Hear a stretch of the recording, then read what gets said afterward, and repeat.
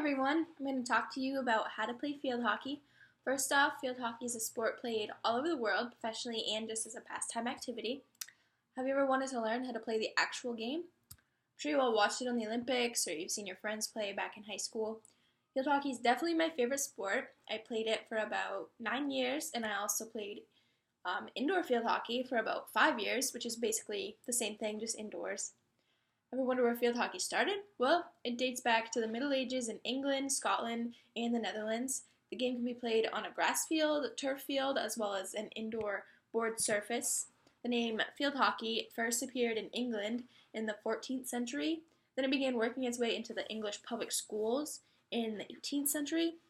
Field hockey reached its modern form in the 19th century.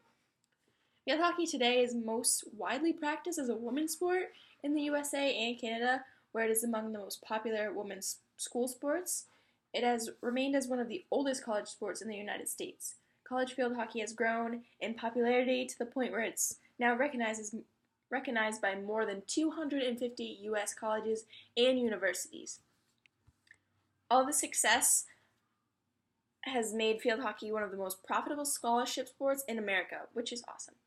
One player from the USA Olympic team is Rachel Dawson. Rachel is from New Jersey and went to the University of North Carolina.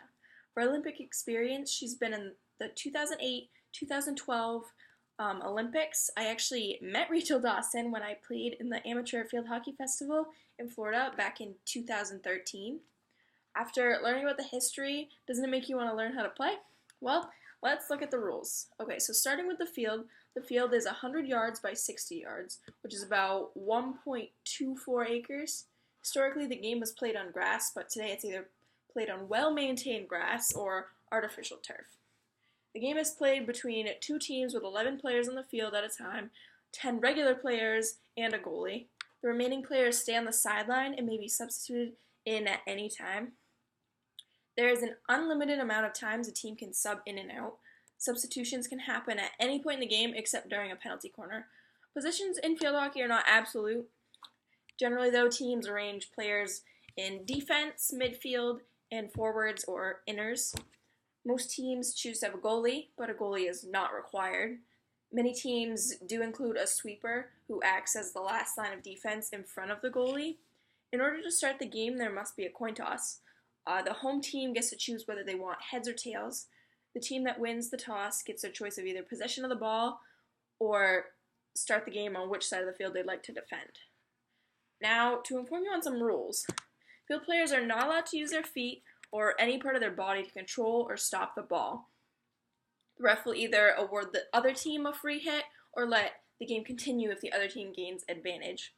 Only the goalkeeper is allowed to use their hands, feet, or body to stop the ball. So the field hockey stick is rounded on one side and it's flat on the other, and you're only allowed to use the flat side of the stick. Keeping the ball close under control is called dribbling or stick handling. Dribbling is when you're running down the field with the ball. Other essential skills for playing field hockey is to control, pass, push, stop, and shoot the ball. So now that you know how to play the game, let's discuss the different types of shots on goal. Let's start with the most common one, which is a field goal.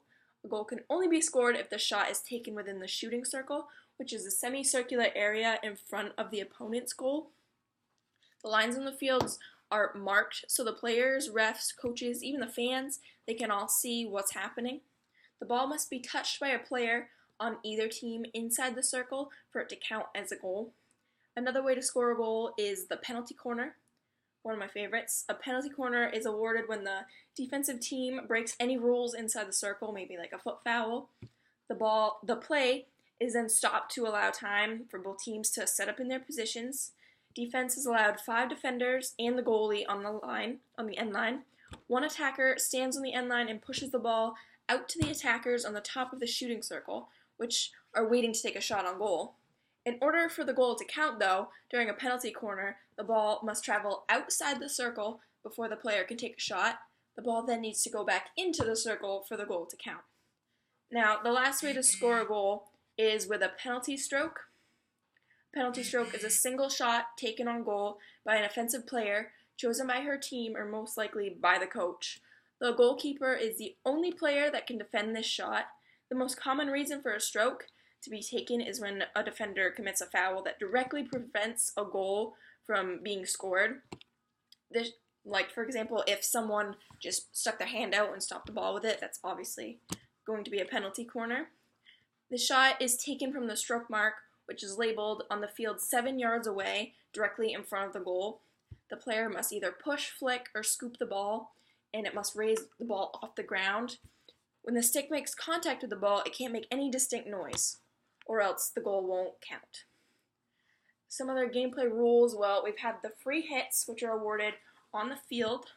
The most common fouls that lead to a free hit would be obstructing by an opponent from playing the ball, interfering with the stick or body when stick tackling, kicking the ball, or playing the ball dangerously, which includes lifting. Next, there is obstruction, which is a huge part of field hockey, and that is why the whistle blows so often, because of obstruction. Players often use their own bodies or sticks to block the ball.